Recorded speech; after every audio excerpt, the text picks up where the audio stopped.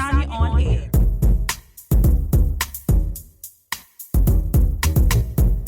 Welcome, everyone. My name is Sonya Hudson-Payne, and I'm the host of Sonya on Air, a celebrity podcast that normalizes the celebrity experience. Only this time, I won't be interviewing a celebrity, but using my platform as a way to shed light on an issue that is not only plaguing me, but also plaguing the world at large. Lately, there has been a question that I'm still waiting for the answer to. Who protects Black women? Well, in this case, most specifically, who protects Black elderly women? For the past 7.5 months, I haven't been able to share my journey with too many people because I've been in the fight of my life, advocating for my mother, Deborah Hudson-Payne, who has been hospitalized since March 22nd, 2020, after she tested positive for COVID-19. This is a story that so many people need to hear about. This is a story that is happening so many places. We know it exists, but no one's saying anything about it. Who protects Black elderly women? As I said, on March 22nd, my mother was hospitalized where she tested positive for COVID-19. Within a few short hours, she was placed on a ventilator. We were unable to visit her in person. We had to rely heavily upon Zoom calls. Even though oftentimes every day we had to call the hospital just to remind them to do a Zoom. Thankfully, at that time, my mother was strong enough where she was placed in a rehabilitation center during the first week of May. Also thankful, the room that she was placed in was on the first floor of the facility, which allowed us to stand outside and to peer through the window. What I saw on that day will be forever in my memory. I saw blood coming out of my mother's eye. It looked like she had been assaulted. My mother was crying, saying that she was in pain. I questioned the facility staff. I questioned, why is blood coming out of my mother's eye and it's black and blue? They told me that my mother had pink eye at that time. Now, we all know the difference between pink eye and a black eye. So that was an insult to my intelligence. They told me that my mother would be given eye drops. I said, but that does not answer the question as to how she received a black eye. I questioned, only to be told once again they would give her eye drops. And they also threatened to call 911 on me. I returned the following day. And I noticed 4 or 5 different hospital staff standing outside of the bathroom that was adjacent to my mother's room. I asked what was going on, and they told me that they were changing my mother, getting her dressed for the day. Something didn't feel right. Some people call it intuition. I call it the God in me. I told them, I'm very close with my mother. You can change her right in front of me. They told me that they were going to lower the window blinds and they would raise the blinds once she was dressed. I walked away and I got about 10 feet away before God spoke to me again and told me to turn around and go check. Noticing that the window was ajar, I laid on the ground and I peered through the small opening only to see my mother unconscious. Screaming, I yelled, "What are you doing to my mother?" They told me that the paramedics were en route. Once the paramedics arrived, the first question they asked was, why does this woman have a black eye? At that point, I was screaming and crying. Help, I'm trying to figure out the same thing.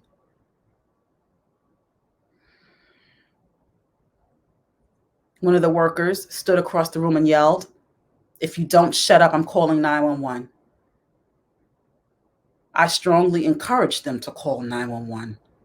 Well, I tried to climb through the hospital window, and thankfully my daughter had my feet pulling me back out of the window. We asked the paramedics that my mother be transported to her home hospital because that is where her primary physicians are for the past 20 plus years.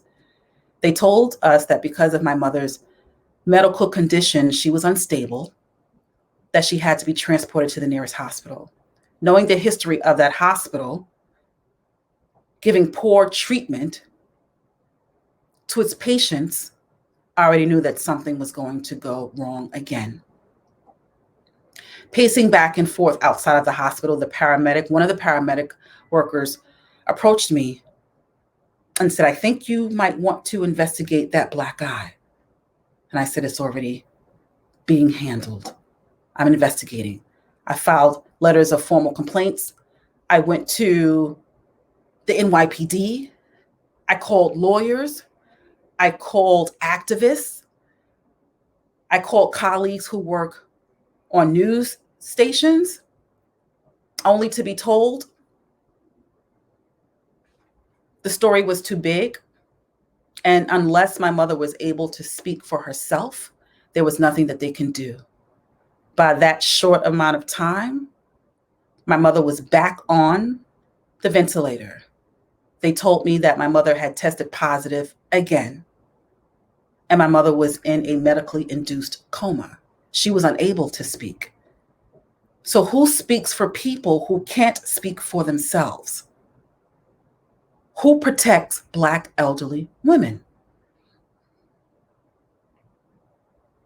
Asking questions to their hospital staff, all of a sudden my mother began having seizures that they couldn't stop. It took a few days of the same request, but they finally moved my mother to the hospital that we requested. By this point, my mother had been seizing for 7 days straight. My mother was still in a coma. My mother was still on a ventilator. Shortly thereafter, not even shortly, about a month and a half later, we were informed that my mother had endured 3 or 4 bed sores, one that they were particularly concerned about. They told us at that time the bed sore was stage 4. A surgeon called us and said, "It is past stage 4 and it is now undetectable." And typically they would perform surgery, but my mother was too weak to endure the surgery and more than likely she would die. So they opted to remove a portion of her back, over 50% of her back, leaving a huge hole where you can see her bones and her spinal cord.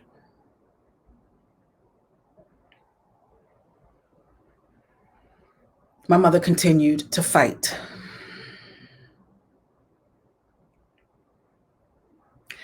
Just last week, and now we are in October, my mother went into cardiac arrest twice because her lungs were filling up with blood. I should also mention my mother had beat COVID-19 again, but was now facing more problems.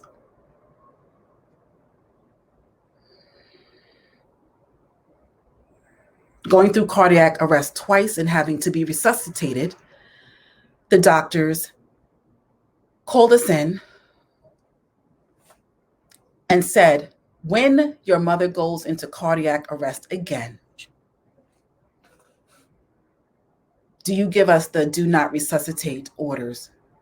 Because your mother has endured a lot and cannot endure anything else." That was the most difficult conversation I've ever had.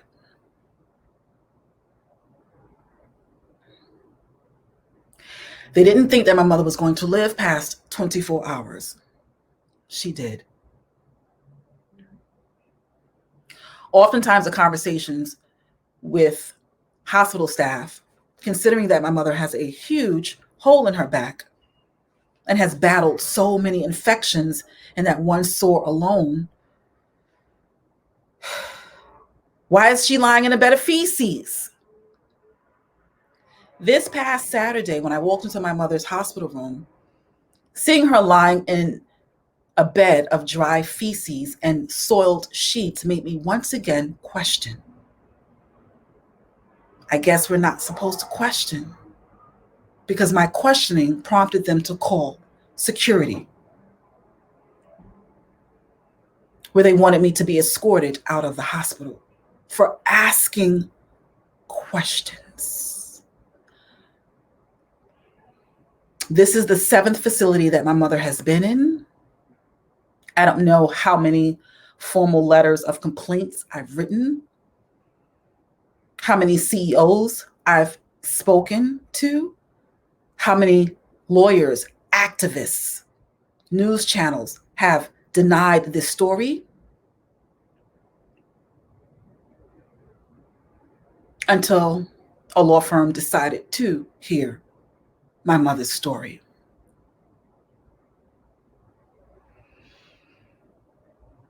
I am now in the process of suing 7 different hospitals, all because of abuse and negligence. Because who protects Black elderly women? You have to. You have to check on your loved ones. If you have someone who is currently in a hospital or a nursing home or a rehab center, not only should you be advocating for them, but look around to see if other people are not having visitors. And if they aren't, I'm asking that you advocate for them too. My time, my energy has been spent from March 22nd till today, October, 14th or 15th, 2020, every day from morning to night, advocating, speaking up, being unapologetic, redefining the narrative as an angry Black woman. But on Saturday, I had to own it. I am angry because this is criminal. My love and support goes out to everyone who is doing their part to protect Black elderly women. Most recently, Meg Thee Stallion shared her story of the violence inflicted upon her.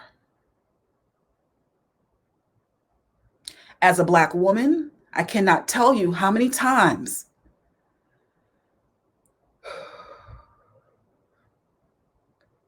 the attempt has been made to minimize and to rid the world of my voice. And yet I continue to utilize it.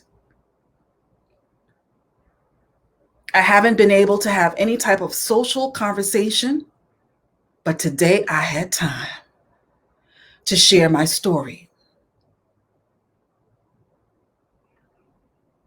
Yes, there will be more Sonya on Air celebrity interviews. But right now, my focus is on advocating for my mother, Deborah Hudson-Payne, who is fighting for her life.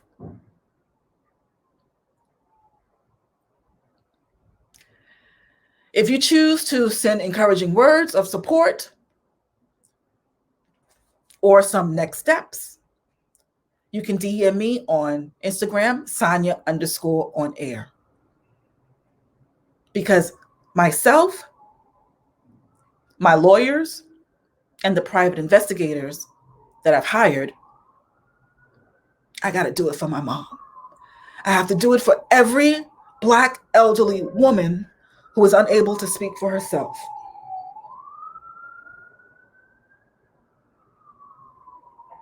I owe it to my mom.